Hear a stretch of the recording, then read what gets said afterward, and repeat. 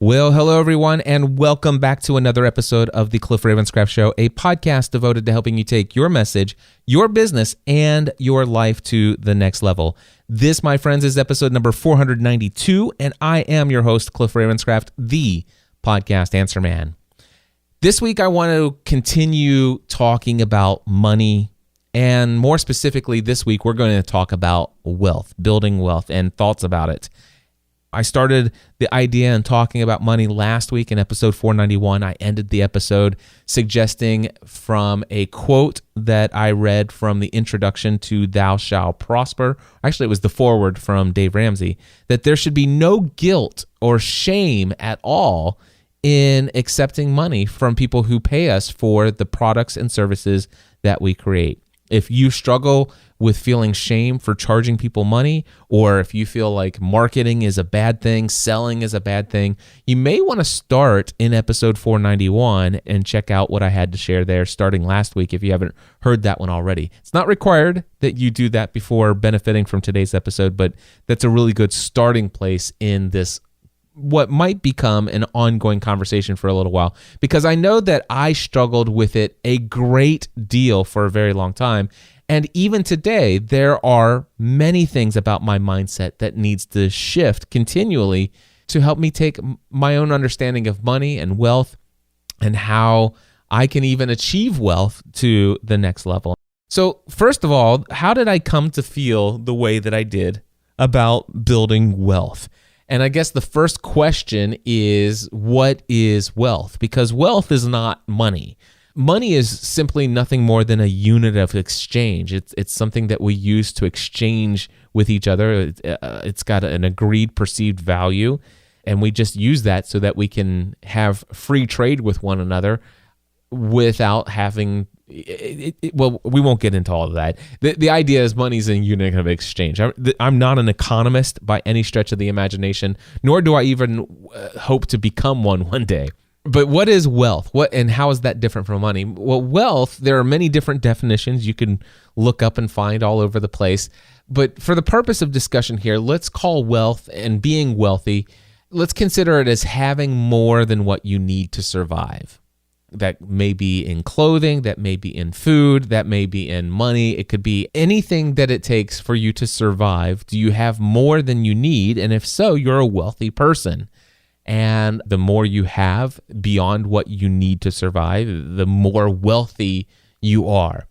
If that's what wealth is, having more than you need to survive, is that a bad thing? And I will tell you that I have in the past struggled with that idea that, why should I always constantly be striving to have more than I need to survive? And of course, it comes from this idea and a mindset of scarcity, where the idea is that if all of these resources are limited and I have more than I need to survive, there's a little bit of the feeling of having more than you need means that you've actually blocked someone else having as much as they need.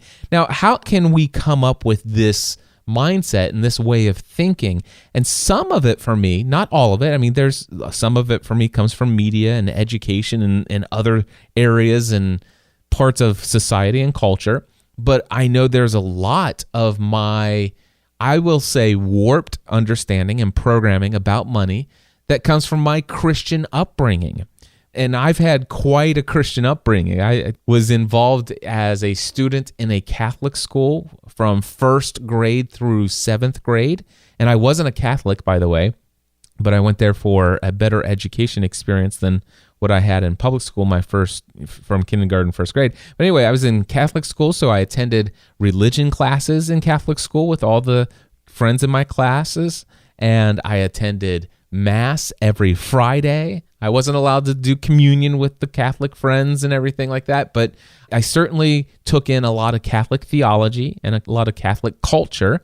And then outside of my school experience, which was very Catholic indoctrinating, I also had a very evangelical experience in the church space. Now, my parents, when I was a kid, did not take me to church, but they allowed me to go to church anytime I wanted to, and I lived in a neighborhood where a lot of different local congregations had these Sunday school buses. They had Vacation Bible School. And so my upbringing is that I went to a lot of Nazarene churches, Baptist churches, Wesleyan churches, Pentecostal churches. You talk about somebody who's got an eclectic Christian background, that would be me. And one thing I learned was the way that these different people taught their thinking and interpretations of what scriptures are. I learned that people had different opinions on this, and it seemed like everyone who had their opinion did not express it as an opinion, but as truth, and that anybody who disagreed with it was a heretic. But by the way, I'm getting ready to share with you some Bible stories. This is, trust me, in no way, means, shape, or form for me to try to convince anybody into Christianity. In fact, I am a Christian. I am a believer in Jesus, and that is very much who I am. But what I want to share with you is where I believe some of my thinking about money and wealth and the idea of having more than you need to survive came from. And I'm going to share with you at least 3 stories that immediately jump out in my mind. It instantly comes to mind. Now, the first one's not so much a story, but just a Bible verse. If you've grown up in Christian circles, you may have heard people say that money is the root of all evil. And if you come away from that upbringing thinking money is the root of all evil, then obviously the idea of pursuing money and pursuing wealth financially might seem to be an unworthy endeavor, that it might seem to be quite a folly, if you will. The fact is that the Bible never once ever said that money is the root of all evil. Where a lot of people get this from in their understanding that money is evil and the root of all evil is from a scripture in the New Testament. It's 1 Timothy 6:10. And the King James Version actually says this. It says, "For the love of money is the root of all evil, which some coveted after. They have erred from the faith and pierced themselves through with many sorrows." Now, obviously, it says here that it is the love of money that is the root of all evil in the King James Version. So there is a difference between money being evil and the love of money being evil. Now, I'm not going to get into a theological discussion, but I don't believe money is evil, and I don't even think that the pursuit of money equals what this thing is calling the love of money. Now, the interesting thing here is that the King James Version, when the folks who were translating the Bible back then, they felt like the proper translation was the love of money is the root of all evil. However, modern day translators believe that a more accurate way of saying this, and this is what it says in the NIV, is this. It says, "For the love of money is a root of all kinds of evil." So it is a root, not the root. It is a root of all kinds of evil. And it also says that some people, eager for money, have wandered from the faith and pierced themselves with many griefs. And by the way, there have been times when, for me, in my own venture, and I've shared this transparently, there have been times when building my business where it wasn't all about serving people and helping people and adding values, but value for people. There were some times when it was all about the money. It's like, what can I do just to make more money? And it was more for the love of the money than it was for serving people. And it wasn't what it was doing to provide for. It's just, I just want more money. And I have to watch out for that I'm not doing things just for greed. And by the way, every time that's ever happened to me, I'm like, all of a sudden my sense of joy and purpose and fulfillment from the work that I do drops to zero. I get burned out and I'm like, woe is me. I hate what I'm doing. This is horrible. Sure, I'm making lots of money, but this just adds no value to my life overall. That's a danger that is out there, but that still doesn't mean that we should not pursue the ability to gain financially more than what we need to survive. It's not saying that having more than you need to survive is evil. It's saying that, hey, if your constant goal and pursuit and all you think about is money, at the expense of loving others, at the expense of serving others, at the expense of ignoring everyone else's needs around you, if that's the case, yeah, that is a root of all kinds of evil. But the idea that just to say, okay, anybody who is pursuing wealth or pursuing more money than they need to survive is evil, that is not what this scripture is saying. However, the little subconscious mind, if you hear those things, those messages, especially if all of a sudden some people are out there teaching that money and the pursuit of money or any money beyond what you need to survive is bad, then that lingers with you throughout life, or can, until you understand it and identify that that's a way that you've been thinking and do something about it. So is that the only thing from the Christian background that would keep me thinking that maybe the pursuit of more than I need is too much? Well, what about an Old Testament story? Maybe there's something in the Old Testament that still is sticking in my head. And here, the story that comes to my mind is the idea of this manna, where God provides for the Israelites in the desert in Exodus chapter 16. Now, I'm not going to read the whole story to you, but the idea is that the Israelites, God had freed them from slavery in Egypt, but they're in the desert for 40 years. How are they going to eat? Some of them were grumbling and complaining. They're like, listen, it would have been better to be slaves. They were complaining how hungry they were, obviously. And so I'm just going to read selected verses out of chapter 16 of Exodus. Verse number 4, it says, "Then the Lord said to Moses, I will rain down bread from heaven for you. The people are to go out each day and gather enough for that day. In this way, I will test them and see whether they will follow my instructions." Now, there's more to the story than what I just shared with you, but the idea is that God says, listen, I'm going to provide you some food. I'm going to rain down bread from heaven for you, and each day, each person is to gather enough for that day. So in verse 17 and 18, it says that the Israelites did as they were told, and it continued on, and it says, everyone gathered just as much as they needed. Get this? It's just as much as they needed to survive. That's pretty much, that's all they gathered. Now in verse 19, it says, then Moses told them, no one is to keep any of it until morning. However, some of them paid no attention to Moses.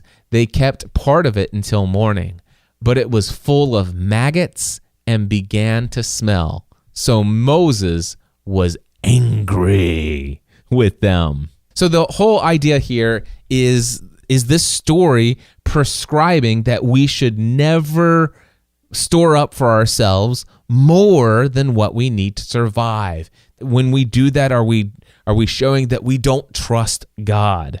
And I will tell you, that's the way I had been taught in some circles, that if you trust God, you trust God each day to provide the things you need, and you don't store up for yourself anything more than that.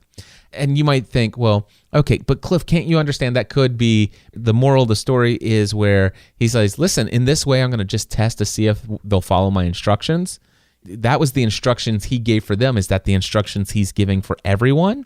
Well, let's go to another story, this time in the New Testament. The next story that comes to my mind, and the way that modern day Bible publishing companies will title the story, it's called The Parable of the Rich Fool. Even that, just the way, if you read that in your Bible, it's like anybody who's rich has to be a fool. You know, there's some kind of association there. But here's what it says in Luke 12:13 through 21. This is from the New International Version. It says, someone in the crowd said to him, to Jesus that is, "Teacher, tell my brother to divide the inheritance with me." And Jesus said, "Man, who appointed me a judge or an arbiter between you?" Then he said to them, "Watch out, be on your guard against all kinds of greed. Life does not consist in abundance of possessions." Then he told them this parable. So Jesus is going to tell them a story to make a point here. The ground of a certain rich man yielded an abundant harvest. He thought to himself, what shall I do? I have no place to store my crops. Then he said, this is what I'll do. I will tear down my barns and build bigger ones, and there I will store my surplus grain. And I'll say to myself, you have plenty of grain laid up for many years. Take life easy, eat, drink, and be merry. But God said to him, you fool, this very night your life will be demanded from you. Then who will get what you have prepared for yourself? This is how it will be with whoever stores up things for themselves, but is not rich toward God. Now, I'm going to take a break here from sharing these stories with you to read some feedback that came from my friend Ian Anderson Gray. And he left a comment on last week's episode 491. And this is what he said. He says, Cliff, I was smiling pretty much through this entire episode, except the point when I was cringing with empathy at your story of not charging the $300 for a consulting call when you solved your client's problem in 5 minutes. I was smiling because your story is so similar to the one that I am going through right now. I'm sure many people listening can identify with it. I really struggle with shame in charging for my knowledge, particularly when it is something that I really enjoy. On the other hand, I can end up resenting all the emails and comments from people asking me for help for free because I just don't have the time to help everyone. It can burn me out. You'll remember that you recommended the book Thou Shalt Prosper to me a few weeks ago on Facebook. This book has made me realize how much of a mind shift I need to make in order to grow my business and be better equipped to serve and help others. That's what I want to do, but serving and being paid for it feels so wrong and alien to me. I know that shouldn't be the case, but it's how I feel and something I'm trying to work through. On another note, I don't want to end up loving money itself, and I'm trying to wrestle with the message of this book, and he's referring to Thou Shalt Prosper, with what Jesus says about money. I think there is a tension there, but I don't think that they are conflicting. I'd be interested in your thoughts there sometime. Thanks again for your amazing insight and your honesty. You're a big inspiration to me. Well, thank you so much, Ian. I really appreciate your comments, and everyone else who took time to share your thoughts on the comment section for last week's episode as well. I really appreciate hearing from you guys.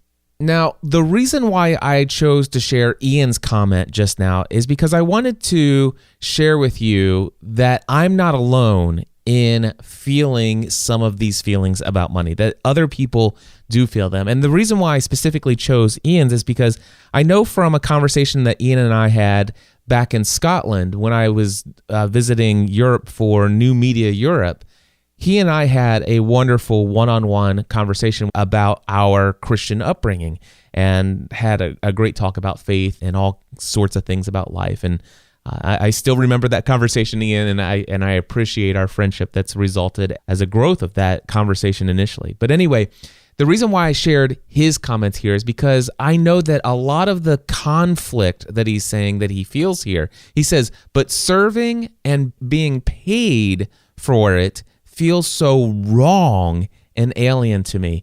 And the fact that he says, listen, I don't want to end up loving money itself, but I'm trying to wrestle with the message of Thou Shalt Prosper, the things that this book is saying about the praiseworthiness of business and the fact that there should not be any shame in accepting money or charging money for providing products or services or serving others with our business. Now, he says that he's trying to wrestle with the message of that book with the teachings of Jesus and the New Testament. And I am going to jump back into some more teachings. I mean, it wasn't just the 3 that I shared just a moment ago. I mean, if we look at Luke 12:33, Jesus says, sell your possessions and give to the needy. Provide yourselves with money bags that do not grow old, with treasure in heaven that does not fail, where no thief approaches and no moth destroys. And then 1 John 3:17. Now, suppose a person has enough to live on and notices another believer in need. How can God's love be in that person if he does not bother to help the other believer? Luke 3:11 says, and he answered them, whoever has 2 tunics or whoever has more tunics than they need to survive.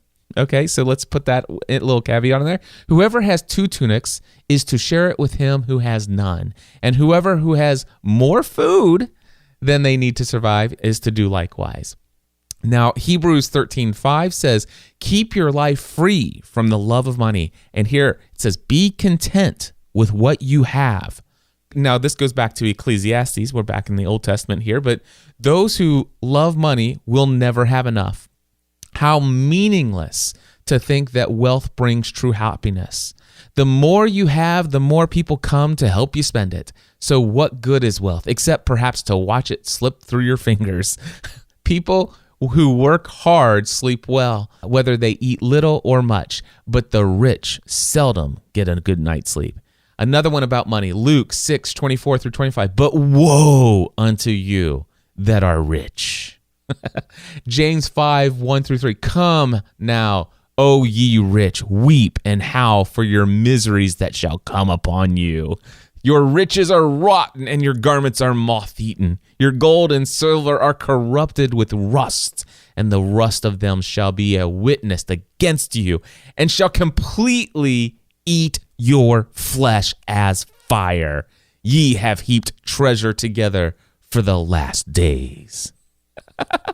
Oh my gosh, do you see why we Christians can have such a very terrifying view of money and wealth and building up and storing up for ourselves any more than we need to survive? Because we've been taught and trained that this is wrong. And oftentimes we can take these scriptures and just say, okay, this is God telling us we must not. And how can you come away from this? If you study this, how can you come away from this with any different perspective than building wealth is wrong? But one thing that I know is that if you happen to already have a very strong conviction about something that is right or something that is wrong, when you are going through and reading the scriptures, certain verses, certain stories will jump out at you more than others, and they will scream validation for what you already believe deep in your heart with great and sincere conviction. And oftentimes, these stories will be highlighted, there'll be notes taken, and eventually you come up with a log file that says thoughts about money, and then you go in and you write all of these verses down and you pull them out, and all of a sudden this becomes the things that the Bible teaches about money. Now, the thing is, though, if you have a very strong conviction otherwise, what if you were taught and trained from early childhood that God desires for you to be prosperous, that God desires for you to not only have what you need, but to have more than what you need so that you can not just serve yourself and your family, but also provide for the needs of those around you? What if you had a deep conviction that being rich could be something that is valuable? Now, with some caution, obviously, about only loving money and going off the tracks with desire and greed, which is a very real danger. But you have been trained that with those warnings, yet there is value in having more. What if you had that deep conviction? Do you think you could go through scriptures, and as you create a log file about teachings about money, do you think it's possible that you would come up with a different list of verses and scriptures? You better believe it. And that's what I wanted to share with you. From not just about money, but on just about every topic out there that people have deep rooted convictions about what is right and wrong.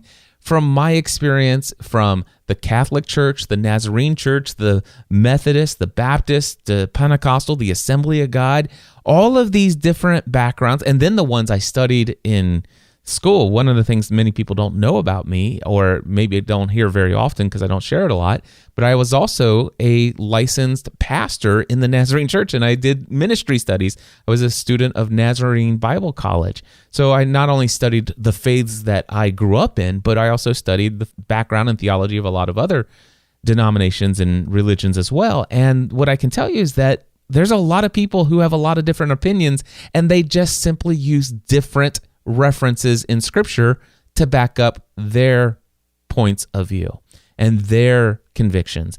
And I believe that almost everyone does this not from a heart of deceit, but in a heart that they want to share with what they believe God has laid on their heart to be true. They want to pass that along to other people. And oftentimes, people have been taught that all of these things that Jesus said, Jesus doesn't want anyone to be rich. Jesus doesn't want anyone to have more. And you know what? It's very easy to come away with that opinion. But what if there is a different way? Could you be open to the idea that Jesus was saying that to certain people in certain circumstances because he knew the heart of the people he was speaking to, and wasn't necessarily speaking as a prescription for every single person out there?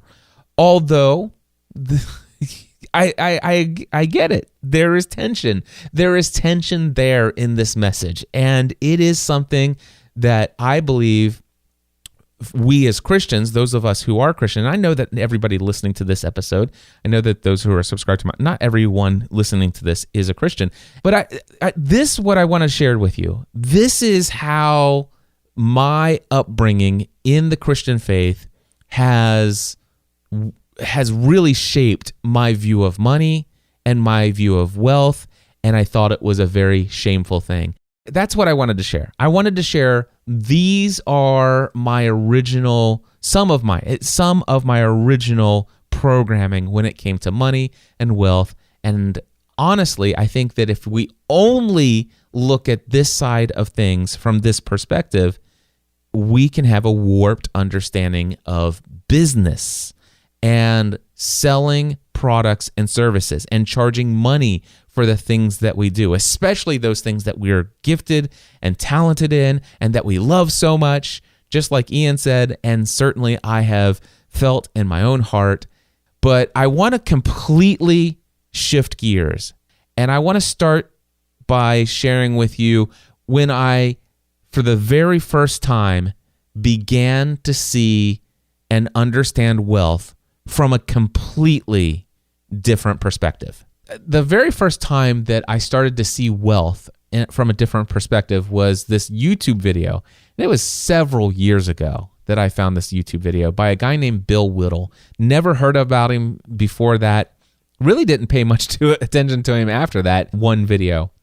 But it was this one 10-minute video. It helped me understand where wealth comes from, and that wealth is not limited. In fact, one of the things he says in the video, he says, listen, the problem is that many people struggle with the idea of wealth because they believe that money and things that make up wealth are a limited resource. He said that they see the multimillionaire with the private jet, the expensive car, and 3 or 4 big houses as a villain. And why is that? Well, in their mind, everything that makes up wealth is a limited resource. And so if there is a giant but limited amount of money available in the world, then that would mean that this multimillionaire who has more because someone else has less. But this is a part of this thing called the mindset of scarcity, that there is a limited amount of resources to go around, a limited amount of wealth.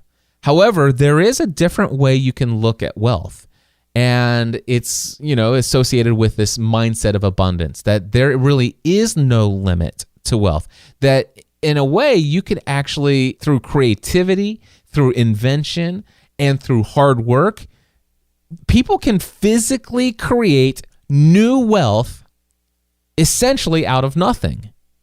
A person with an abundance view of wealth doesn't necessarily see this multimillionaire as a villain. Instead, he could be viewed as a hero. I mean, now, by the way, this doesn't mean that you view all wealthy people as good people. That's just, that's dependent on the actual individual itself. Money doesn't make a person good or bad. It might actually just amplify what was already there to begin with as far as that person's character. Here's the thing. The person who has all this wealth, of a multimillionaire, that person's wealth, personal wealth, is just a small percentage of a much larger amount of wealth that he has produced in the world. All right? Wealth he has created. So if someone has personal wealth, that is a small percentage of a much larger overall wealth that he has created in the world. The idea here being that wealth can be created, that wealth is an unlimited resource that can grow and grow and grow. In fact, in this video, I'm going to play you a total of 5 audio clips from this video. Very short, very brief clips, each of them about a minute. One of them 2 minutes, but anyway. The first clip here is where he's going to talk about he's going to use the United States and our economy as an example of how wealth can grow out of nothing. Now, back in 1862, during the Civil War, the U.S. federal budget was about $530 million. In 2010, that number was $3.55 trillion. That's $3,550 billion. It's about 7,000 times more. Now, does that mean, in very general terms, just as a milestone, that there is 7,000 times as much wealth in America today as there was back in 1862? Yeah, it absolutely means that. The population of America today is only about 10 times what it was then, but the country is unimaginably wealthier. In 1862, the city that I live in, Los Angeles, looked like this. This was downtown Los Angeles, right around the time that the U.S. federal budget was $500 million. Today, Los Angeles looks like this. Now, if wealth is limited, where did all this stuff come from? All of the shops, the restaurants, the 7-Elevens, and the endless rows of houses, each with automobiles, air conditioning, widescreen TVs, Xbox 360s, and all the rest. Where did the money, the excess wealth, come from to turn Los Angeles from a couple of huts into this? Oh, and by the way, this is a place where the poorest people have things that the richest people in 1862 never had or could have dreamed of buying. Things like antibiotics, electricity, cell phones, and 1,000 other common everyday miracles. So in that clip, obviously, he's talking about how the wealth of the United States had grown more than 7,000 times greater today than it was in 1862. And you can't argue with the pictures that are shown in the video that shows a couple wooden shacks that were the downtown Los Angeles to what Los Angeles today, which is these massive buildings. And the poorest of the poor today have access to so many miracles and wealth, just the idea of antibiotics and cell phones and all these other things, air conditioning. The poorest of the poor today have an unimaginable amount of greater wealth than the richest of the rich in 1862. So wealth has increased. It has increased. So where does this wealth come from? And that's where he talked about next. In the first place, he says that wealth comes from is creativity. Here's what he had to say. Let's say that one day you sat down with a pen and paper and you wrote a hit song. Or maybe you're an architect and you drew floor plans for a new office building. Or maybe you patented the light bulb or the transistor or any of the rest. You created something in your head that wasn't there before, something that had value, which simply means that other people wanted it and were ready to turn over some of their extra money, their extra work tokens, in exchange for it. Now you see this? This is an iPhone. This iPhone costs more than an abacus because it does everything that an abacus could do 1,000 times more quickly and easily, and it does a bunch of really cool stuff that an abacus can never do. We're now able to produce and to own things like iPhones because thousands, actually it's probably millions, of individual people had the mental creativity to make each one of the technologies and components that lets the iPhone do what it does. The raw materials, the plastic and the metal that goes into making this iPhone cost just a few pennies, but the idea, the essence of this iPhone is worth much, much more. All right, so there is the idea that creatively, just creatively, you can come up with ideas and create something that adds wealth. It adds wealth to the person who will buy the product, and in the case of the iPhone, it adds wealth to all of the people who have been a part of creating all of the components that make up the iPhone. People have jobs that have paid money, and all of, yes, just creatively, you coming up with an idea and then finding a way to implement it adds wealth in so many different ways. It creates wealth. The second place where wealth comes from is complexity. What about work that doesn't involve any creativity or inventiveness at all? Does that actually create wealth? Yes, it does. You know, I was an office temp when I first got to LA, and one day I was led way in the back, past the cubicles, to a desk facing a cinder block wall. And there, I had to take one massive printout of customer names and compare them to an identical massive printout of checks issued, and to mark them off one by one to confirm that these people had gotten those checks. What had I done that was worth my $7.50 an hour? Well, I'd made that insurance company just a little bit wealthier. By confirming those check mailings, I was reducing loss of customers due to frustration and error. I was reducing the amount of time that higher level, more valuable employees needed to spend undoing the damage caused by unsent checks and all the rest. What I had done was I had added just a little to the complexity of the entire world, and therefore I added a little bit of value because, and this is important, a cross-checked and confirmed list was more valuable than one that wasn't. And of course, they made me just a little bit wealthier too. So just by adding to the complexity of how the world works, even if you're not a very creative person, you're an employee that just is doing the processes that have been set out for a company, by you doing that, you are creating additional wealth for the business. And as a result, they're able to take some of that additional wealth that would not have been there had you not worked there, and they're able to give a portion of that and make you wealthier than you were before doing the job in the process. So that is a second source. And here is where I get really excited. The third place where wealth comes from, and it's this idea of free trade. And this is where I love what I do. This is where you're creating products. This is where you're creating services, and you're trading with other people. Have a listen to this. Let's say you're a member of a hunting tribe up in the mountains. Your tribe is great at making spears. They're solid, they're straight, and they've got a strong flint spearhead. But you don't get to do much gathering, so your baskets look like old birds' nests. Now, meanwhile, down in the valley is a gatherer tribe. Their baskets are woven tight enough to hold water, but their spears are little better than wobbly sticks. Now, one day, a guy from the hunter tribe meets a guy from the gatherer tribe, and together they agreed to trade one of the hunter's excellent spears for one of the gatherer's top-notch baskets. They both go home, and the question now is, which one of them is wealthier? They both are, and that's the miracle. They both are returning with things that they and their tribe prize more highly than what they gave away simply because they are harder to obtain. They're rarer. But that's just the beginning, you see.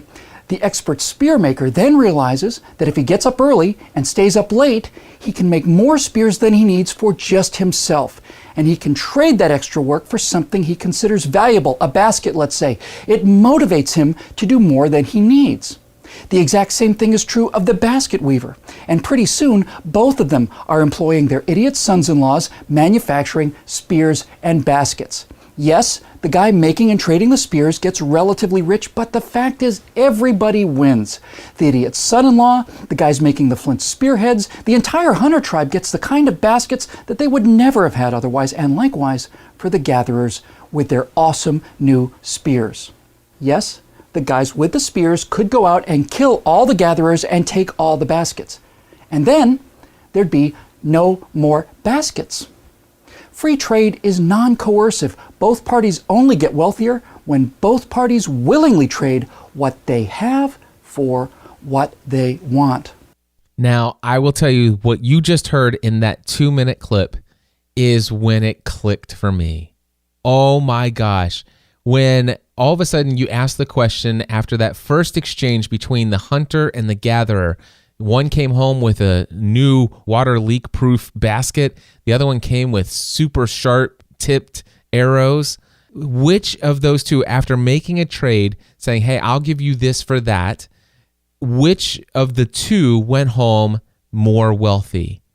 Both of them. One had more baskets than they needed to survive. The hunters, they had more arrows than they needed to survive. By giving some of their excess or additional arrows beyond what they needed to survive in exchange for a basket, which they also needed or wanted or valued very highly, all of a sudden now, because of that exchange between those two people, now they both come away from that transaction being wealthier.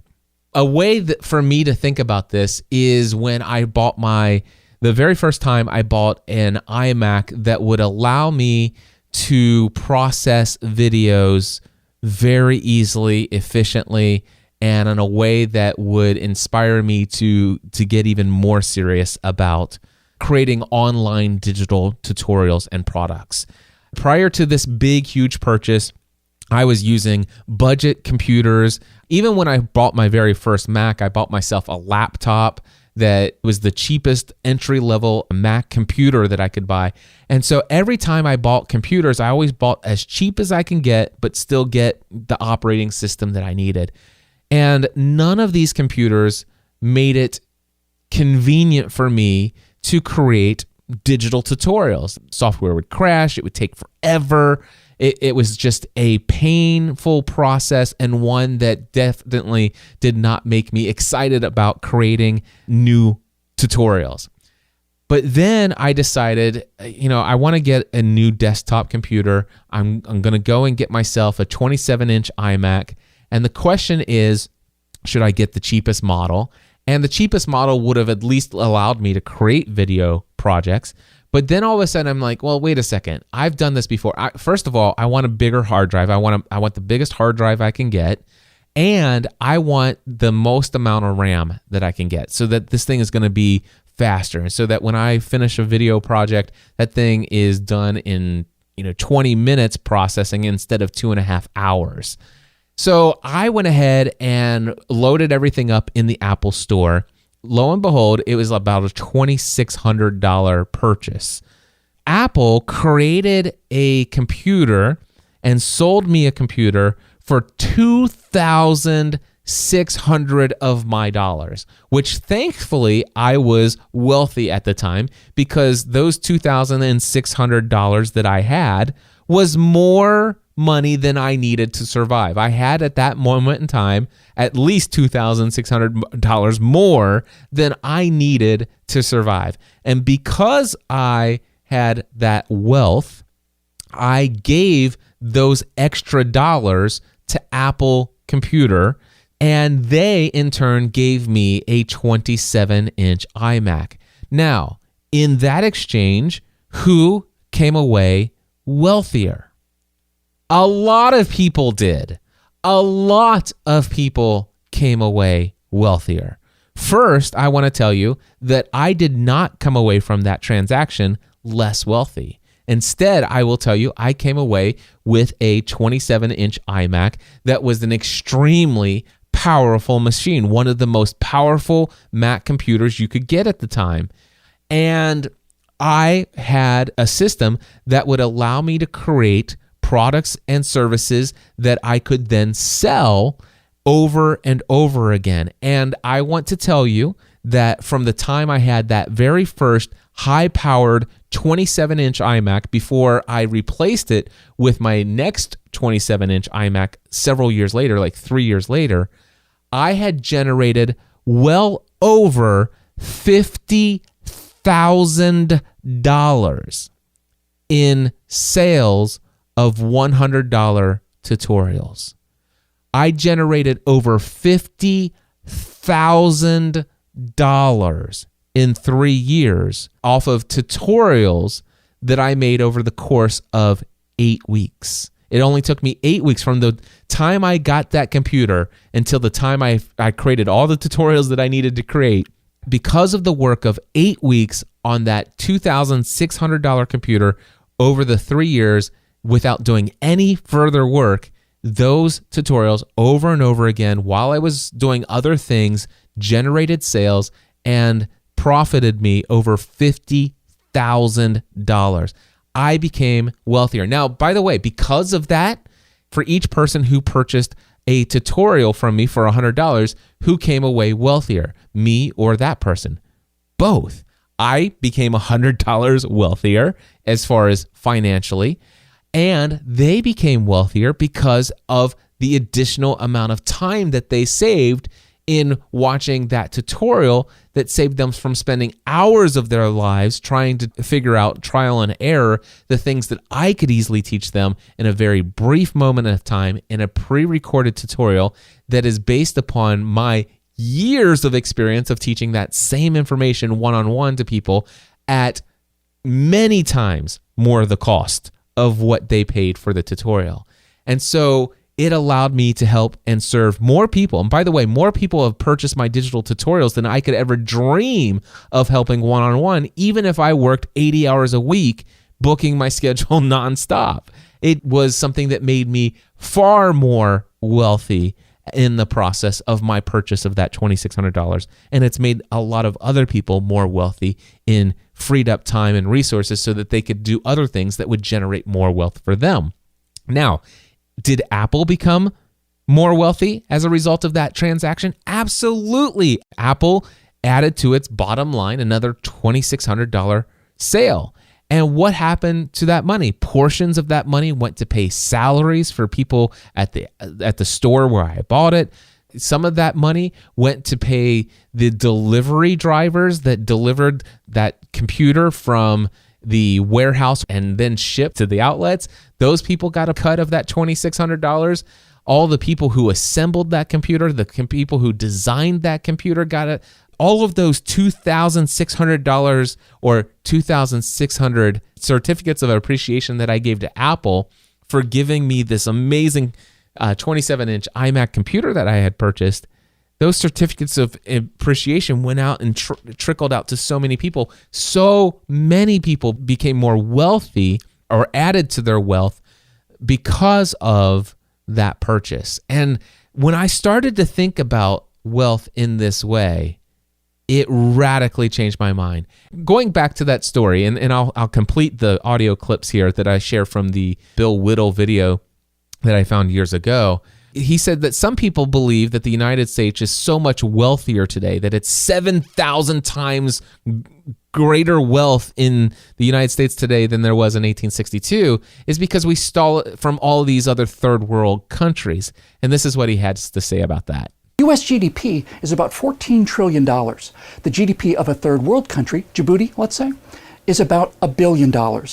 Now, America has 400 times as many people as Djibouti, but Americans don't just produce 400 times what Djibouti produces. We produce 14,000 times as much as they do.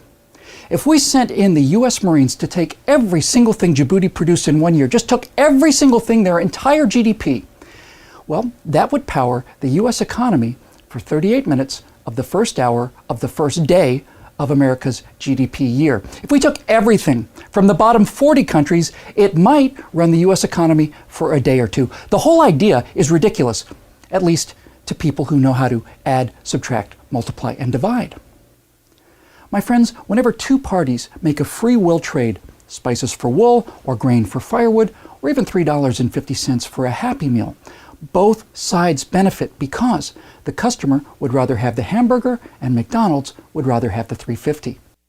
And there you go, my friends. The view of wealth that I have today is as long as both sides benefit, we're moving in the right direction. I wanted to share that with you today. It was the first thing that really helped me to start seeing the idea of wealth in a healthier light. I very much am concerned personally with how God feels about what I should or should not be doing in this world. I am a person of faith. I am deeply involved in my relationship with God. And I will tell you that today, I no longer struggle with this idea that God wants me to live a life where I generate just enough of money for us to survive, and that if I all of a sudden have more money in my bank account, or if I have a couple extra electronic items that maybe I didn't really need, but it's just there for fun and I'm just adding to my possessions, I no longer feel guilty about those things. I did share with you that there have been times in my business and entrepreneurial journey where all of a sudden I started to see some things that I was doing that was generating some significant increasing amounts of income. And there were times when I got caught up in it, and I did start to focus on just the almighty dollar. And those are the times when all of a sudden I felt like, this doesn't feel right to me. But it's not generating wealth. It was where my focus was. It was what my heart was on. And every single time, I'm very thankful that it came back to, what is this all about? Where is the fulfillment in life from? It is not from the money or the physical possessions that I have. My value and fulfillment in life comes from serving and helping others.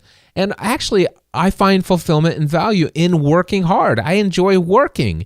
And the cool thing is when there is wealth, when I have more financially than I need to survive, it frees me up to do creative things that allow me to serve many more people.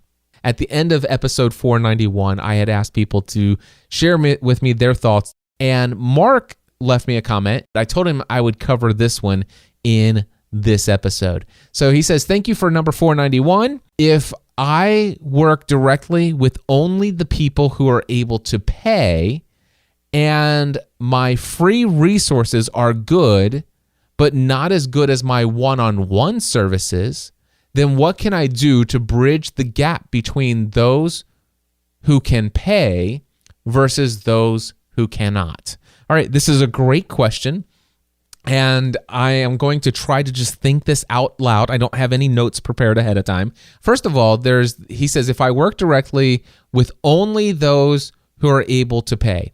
Now, first, I want to state that I'm not suggesting that you only work with people who are able to pay. I am not suggesting that at all. I believe there are ways for you to work with people who can't afford to pay you, but you still feel led to work with them in one way, shape, or form. I do for some what I wish I could do for everyone. Now, the thing is, though, is I do focus mainly on making sure that the people who are able to pay me, that I'm providing them amazing value. And the other thing is that sometimes the fact that you charge money and that you're not freely available, and you're not always going around just giving away everything you do for free one-on-one with people. There are some people who all of a sudden it's like, wait a second, it's an aspiration for them to get to the place where they can afford to hire you.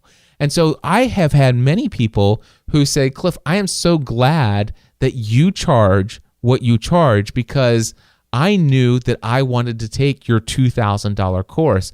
But before I could do that, I had to get some priorities straight financially. And because I made it a goal to sign up for your $2,000 Podcasting A to Z course, because of that, I set some goals, and 3 years ago, I implemented this plan, and today, like you, I'm debt-free minus my mortgage, and I am delighted.